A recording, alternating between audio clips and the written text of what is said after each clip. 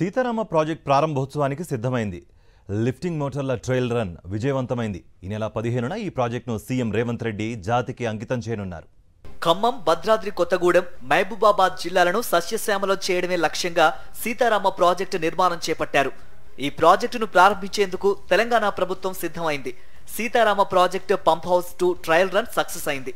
భద్రాద్రి కొత్తగూడెం జిల్లా ముల్కలపల్లి మండలం పూసుగూడెం వద్ద ట్రయల్ రన్ నిర్వహించారు.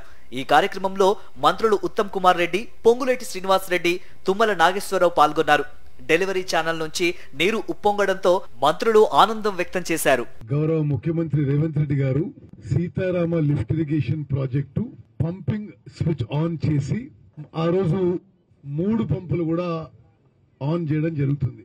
ముఖ్యమంత్రి గారు 2 పంపింగ్ స్టేషన్ దగ్గర, మరో చోట ఉప ముఖ్యమంత్రి గారు, 3వ చోట గౌరవ జిల్లా ఇన్ఛార్జ్ మంత్రితో 3 పంపులు కూడా ఆన్ చేయడం జరుగుతుంది. ఉమ్మడి ఖమ్మం, మహబూబాబాద్ జిల్లాల్లో 10 లక్షల ఎకరాలకు సాగునీరు అందించాలన్న లక్ష్యంతో సీతారామ ప్రాజెక్టును నిర్మిస్తున్నారు. ఇందుకోసం మొత్తం 13,500 కోట్ల రూపాయలు ఖర్చు చేస్తున్నారు. ప్రాజెక్టు పూర్తిగా నిర్మాణం కాకపోయినప్పటికీ ఒక లింక్ కెనాల్ ను ఏర్పాటు చేశారు. ఆ కెనాల్ ద్వారా వైరా రిజర్వాయర్ కు, అదేవిధంగా నాగార్జున సాగర్ ఆయకట్టుకు సాగునీరు అందించనున్నారు.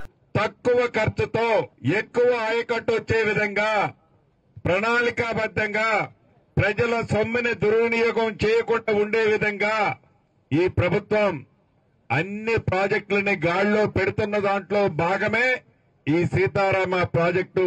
రేపు ఆగస్టు 15వ తారీఖు ఓపెనింగ్. ఇటీవల బాహుబలి జంబో మోటార్ల ట్రయల్ రన్ ను అధికారులు, మంత్రి తుమ్మల నాగేశ్వరరావు పరిశీలించారు.